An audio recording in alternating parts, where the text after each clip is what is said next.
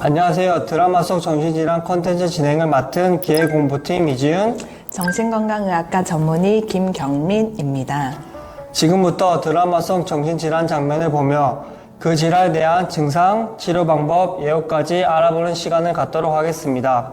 오늘은 드라마 우리들의 블루스 속 신민아 씨가 연기한 우울증 환자의 모습에 대해서 이야기 들어보려고 하는데요.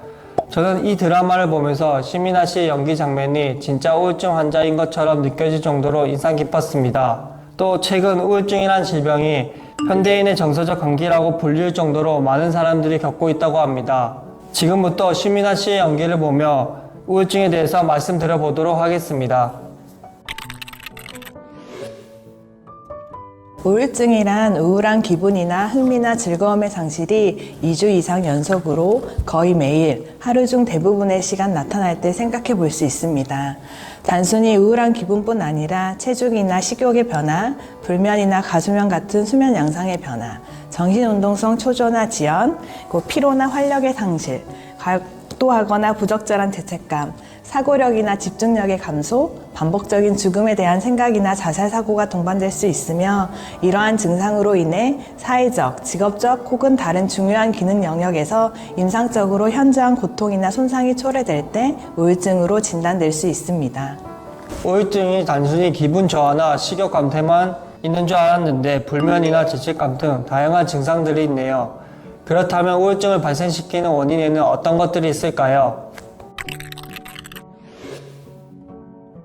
우울증과 관련이 있다고 알려진 요인들은 매우 다양합니다. 하지만 대표적으로 잘 알려져 있는 것이 스트레스인데 중요한 것은 모든 개개인은 스트레스에 취약한 특성과 함께 스트레스에 대처하는 능력을 함께 가지고 있다는 것입니다.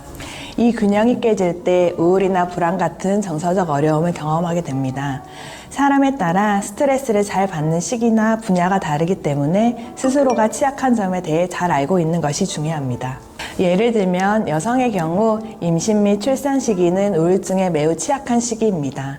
또 사람마다 관계가 중요한 사람들에게는 상실이나 관계로 인한 갈등이 매우 취약하게 되고 성취를 중요시하는 사람의 경우 실패나 좌절에 취약하게 됩니다. 또 작은 스트레스라도 동시에 발생하면 더 취약해질 수 있습니다. 예를 들어 중요한 시험을 앞두고 있는 시기에는 사소한 작은 문제에도 더 쉽게 좌절하거나 더 큰 스트레스로 받아들일 수 있습니다. 이러한 취약성과 함께 동시에 모두가 스트레스 대처 능력을 가지고 있습니다. 아무리 큰 스트레스가 오더라도 이를 내가 잘 풀어낼 수 있다면 크게 문제되지 않은 경우가 많습니다.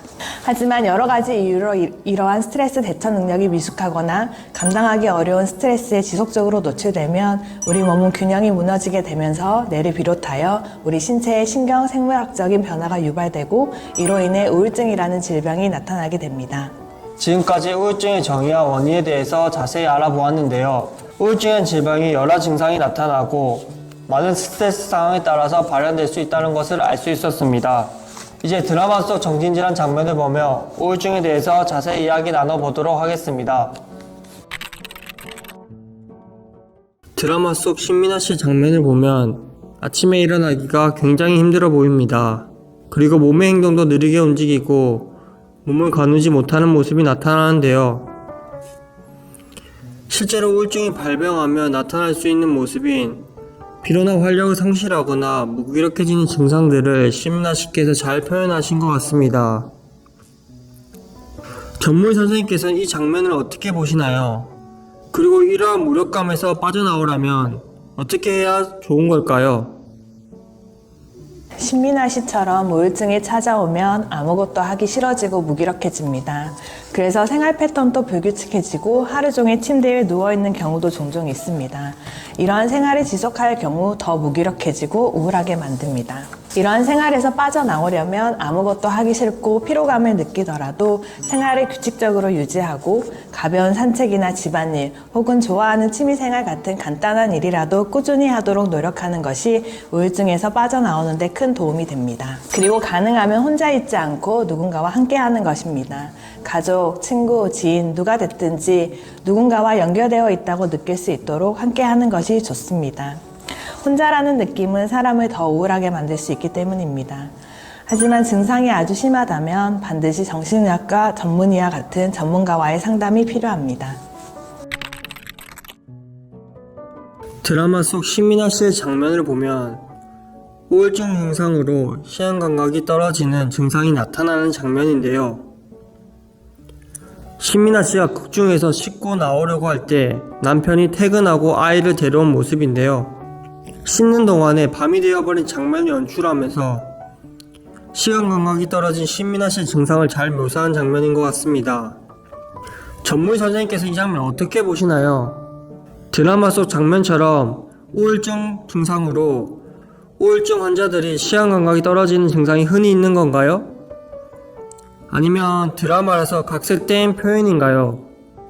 흔히 경험할 수 있는 증상 중에 하나입니다. 앞서 이야기한 무기력감이나 우울증에서 동반되는 집중력 저하, 정신운동성 지연 같은 증상들이 관련이 있습니다. 아무것도 하고 싶지 않고 심한 무력감을 느끼면서 신체적, 정신적으로 무엇인가를 하기 어렵다고 느낍니다. 실제로 말하는 속도나 걸음걸이 같은 신체 움직임의 속도도 느려지고 씻고 일어나서 옷 입는 등의 평소에 손쉽게 하던 활동들도 무엇을 어떻게 해야 할지 알 수 없어 어려움을 느끼거나 극도의 노력이 필요할 정도의 피로감을 느끼게 됩니다. 단순히 시간 감각이 떨어졌다라기보다는 우울증이 있는 경우 이런 사소하고 단순한 일조차 집중해서 지속한다는 게 얼마나 힘든지 잘 보여주는 장면입니다. 우울증의 치료는 크게 생물학적인 치료와 정신사회적인 치료로 나누어 볼 수 있습니다.